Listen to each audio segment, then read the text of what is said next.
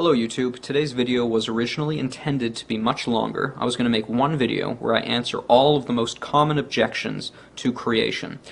When I started to make that video, it ended up being much longer than this video was going to turn out to be. I mean, 4 or 5 hours long. So I realized, you know what, it's probably better to split this up into topics. So rather than dealing with every possible objection that I can think of, I'm going to deal with a single topic at a time and turn this into a series. So today's video is only going to deal with ages and dates. What I'm going to do in this video is show you that a creationist, which I happen to be, has the ability to refute any claims that the anti-creationists make regarding ages and dates. So when an anti-creationist says that they don't believe creation is true because they know for a fact that the Earth is billions and billions of years old, and so too the universe, this video will show you how to go about refuting their claims and show you that they don't have a foundation on which to stand.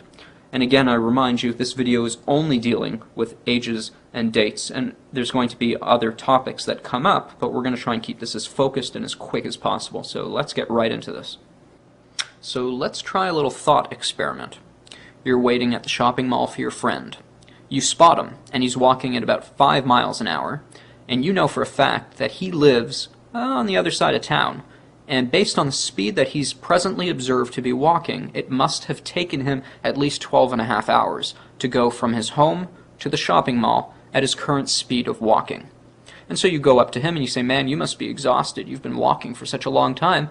And your friend looks at you funny and says, "No, I've only been walking for about 30 seconds.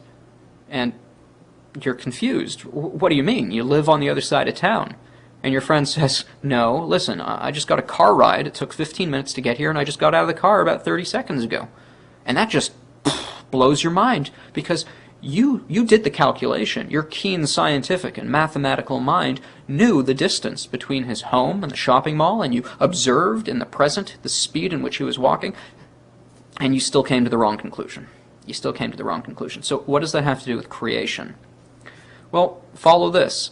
If God made the world about 6,000 years ago, and he made it in the way the book of Genesis portrays it, that he made an earth with the sun and the moon, the stars, the galaxies, with fish swimming in the seas and birds flying in the sky, and a full-grown man and a full-grown woman who were fully mature, able to get married and communicate and copulate, all in 6 days, well then, if you came to that creation on the 6th day and you looked around and said, "You know what? That guy over there, that guy named Adam, he must be about 18 years old, because based on my observations in the present, I know it takes a human being about 18 years to reach that level of maturity. Therefore, he must be 18 years or older." You'd be wrong. You'd be wrong. And so too, every argument that the anti-creationists use is using the same kind of argumentation. They're using present-day observations and extrapolating that back into an indefinite past with no reverence or respect for any X factors or other possibilities, and then based on those assumptions that they're making, based on those calculations, they say they know for a fact that the Earth is billions of years old and therefore creation's not true. But they're assuming, of course, that creation is not true before they do any calculations. And if you make an assumption before you do your calculations, then that assumption is going to bleed its way into your conclusion. And so what we're going to want to do is take the anti-creationists back before they do any dating and try to show them what possible assumptions that they may be either ignoring or using before they do any dating. And when you do that, you'll realize that they have no foundation to stand on. Now, I can already hear the anti-creationists saying they don't assume that creation is true prior to their investigation to the date and ages of things because they have no reason to make that assumption. Okay? Well, then you shouldn't assume that it's false. You know, if you're going to come to any kind of conclusion, like in my shopping mall example, what you need to make sure is that you're factoring in all possible X factors. And we can't always do that, can we? Because what if there's an unknown X factor? So if you want to say you know something for a fact, what you first need to do is rule out every other possible X factor that may alter your conclusion. Because if you're making assumptions prior to your conclusion, what's going to happen is that assumption is going to bleed its way into your conclusion. If you assume creation is false prior to your dating methods, then why are you surprised when your conclusions end up being anti-creationist conclusions? You've assumed on the outset and thus your assumption has made its way into the conclusion. If you don't make that assumption on the outset, well, then what you need to do is this. Let's take distant starlight. This one comes up a lot. So if I don't assume that creation is false prior to me looking at distant starlight, then what I'm going to try and do is explain distant starlight from a creation model as a possibility. And I can think of lots of ways. Maybe God sped up the speed of light. Maybe he made the light already in transit. Or maybe, there's other possibilities. And even if I can't think of another possibility, doesn't mean I've exhausted all options. Because, let's face it, I'm not all-knowing, so there is maybe a possibility that there is an alternate explanation than what I'm giving. And as long as I'm open to that, I can't emphatically say with certainty that I know for a fact that starlight is the result of millions and billions of years based on my calculations of the speed of light in the present. I can't know that for a fact because I haven't factored in all the possible X factors. There might be unknowns that I don't know because I'm not all-knowing. And so long as that's a possibility, we have a shopping mall situation. We have the anti-creationists making assumptions, and most of them aren't aware that they're doing this. And that's why the academic world, the scientific world, is so fraught with people who are anti-creationists. And so often anti-creationists make appeals to popularity. It's a fallacy in logic, and they do it all the time. They say, well, the whole academic field unanimously agrees that starlight, for example, is the result of millions and billions of years of starlight traveling at the speed of light that we presently observe. And therefore it must be true, because how can this many people be wrong? Well, if they're all making the same assumption, or assumptions, then they're all going to be wrong for the same reasons. And that assumption, the assumption that creation is not true, without making any appeal to even the possibility of God, in the academic world, it begins in high school. God's not mentioned in the science classes as even a possibility. Then they go to college, same thing. It's reinforced, this anti-creationist position, and then they go into the academic field. The entire academic world has largely, unanimously, if one can agree, that the rejection of God is a primary assumption prior to doing the scientific endeavors on which they're going about. And thus, why should we be surprised that their conclusions are also of an anti-creationist, anti-God nature? It's because they're assuming it to begin with. They've adopted this assumption because they've been, I hate to say it, brainwashed, going through the academic processes in the high schools and the public schools and the colleges, and then come to the conclusion that they're forced to come to because of the assumptions they've adopted, and they're not even aware that this is happening. Another problem the anti-creationists have is they make no distinction between observational and historical sciences. Now, what they want to do is say that our present observations are the key to unlocking our understanding of certainty of the indefinite past. And what is the justification for that? They're going to appeal to their observations in the present and the recent past to tell us what they claim they know for certain about the indefinite past. But that's circular reasoning. You can't use the recent past and the present to tell me about the indefinite past if I'm asking you what your justification is for using the recent past and the present as your means of unlocking with certainty your knowledge of the indefinite past. And circular reasoning, of course, is unviable, is untenable. Another major problem is, as I was talking about, the assumptions that they make to the affirmative or the denial of creation are a major problem because in the book of Romans it says that the creation is in bondage to decay, and much of the dating methods employed by the anti-creationists rely on decay methods, like radioisotope decay, as an element decays into its daughter element. The problem here is this. The biblical view of creation says that when God made the world, which you can imagine as sort of a winding up, everything then was winding down since the decay began. But when did this bondage of decay begin? It began with the fall of Adam, when he sinned. So prior to sin, we don't know how long Adam was in the garden. Some people say it could have been as much as 100 years or so. There was no decay in the creation, no death. So the question is this: where was the creation at the time of the fall? Was there parent-daughter element ratios from which it began, and then from which it began to decay? What was the original setting? If you don't factor that into your dating methods when you do the radioisotope decays, well, then you're going to come to the wrong conclusions, aren't you? It's the same thing as the shopping mall.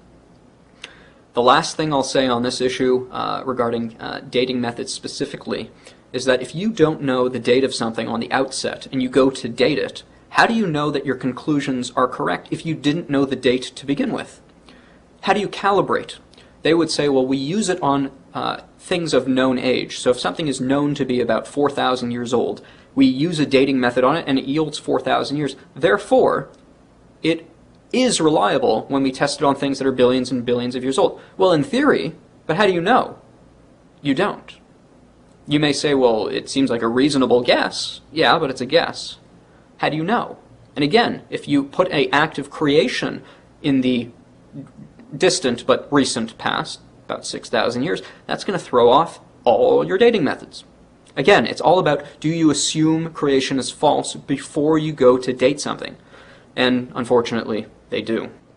So, if the anti-creationist has made it this far in the video or the argument, their immediate reflex is going to be to return to the evidence. They're going to say they have mountains and mountains of evidence supporting their position that the Earth and the universe are billions and billions of years old. The thing to point out at this point is that you should not necessarily, you can if you want, you shouldn't necessarily engage with the particular dating methods and evidences that they wish to use. So if they want to start arguing radioisotope decay, you can go toe-to-toe with them if you want. You can say, hey, look, maybe some parent or daughter elements were added to the sample or taken away. Maybe hydrothermal waters have changed the decay rates. Maybe the decay rates haven't always been constant. On and on it goes. But there's no point in doing that if you recognize that they're already, before they start dating, they're already presupposing and assuming certain things on which they base their dating methods. If you assume creation is true prior to doing these dating methods, or if you assume it's not true, both are going to yield different conclusions and have different explanations. And so what you're going to always want to do is, rather than going toe for toe with the individual methods and arguing the methods in which they interpret the evidence, rather go back to their presuppositions and assumptions on which they base all of their dating methods, and you'll be able to actually show them that because of the assumptions they're making, therefore their conclusions are suspect and untrustworthy. Because ultimately, this is what it comes down to. The anti-creationist, because they don't appeal to a higher authority than human autonomy, because they base their entire worldview on man's ability to understand and ascertain a coherent worldview, they have no higher authority than themselves. And so because of all those unknown X factors, because there is always the possibility that they can be wrong, the anti-creationist has no basis for saying that they have access to ultimate reality and ultimate truth. The creationist worldview, however, says that there is a God who is revelatory, meaning he reveals things, and he always tells the truth. So if that's true, and it is, then God has the ability to reveal ultimate reality to us and ultimate truth. If God says he made the world in 6 days, then he made the world in 6 days. That's the truth. And the only thing that separates me from the truth is whether or not I believe it or not. You see, man, our disposition in reality is such that because we are fallible and because we are finite, our way of accessing truth is through justified true beliefs. We can only believe truth, and the creationist has a basis for accessing it through God's revelation. I base my worldview on what God reveals, what he says, and then I go about understanding and explaining the world based on his revelation. The anti-creationist doesn't have that. They reject God's revelation, and so they begin with themselves and human autonomy. But human autonomy on the outset already acknowledges its finitude and finiteness and fallibility, and thus could never know anything for certain. Only the creationist worldview allows for access to truth. The anti-creationists would say, well, how do you know God has revealed things? Or how do you know that your God's the right God? But that's not the issue. The issue is this. Only if God is real, only if he's revealed things, could we have access to truth. Can we eliminate all X factors? Can we say, because God is truth-telling, because he's revealed this, therefore this is the truth? Only if that's true can we access truth. If that's not true, then we have no access to ultimate reality or truth, because all we have is human autonomy. And thus, because of our finitude and fallibility, because of the X factors and possibilities, because of the assumptions that we all have to make, we can't know anything for certain. And so the ultimate argument when dealing with creation versus anti-creationists, the ultimate argument is this: without God we can't know anything for certain. He is the very foundation of knowledge. We must have revelation from a truth-telling God who knows everything. Because if that's not the case, if we don't have that, we have nothing.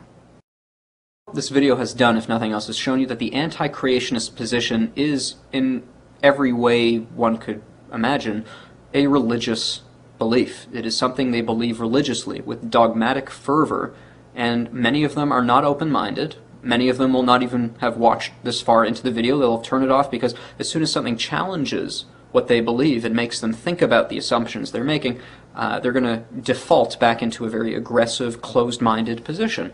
But all I'm trying to do is open your mind to other possibilities and say, is this possible? And if it is, well, then you need to reevaluate how certain you are of your position. And I can already hear one of the anti-creationists' objections saying, hold on, are you saying that God made a mature creation to deceive us into thinking the earth and the universe is older than it is, to appear older than it is? Notice that the only people who are deceived are the people who reject God's revelation. He told us how he did it so that we would not be deceived, and the only people who are deceived are those who reject what he said.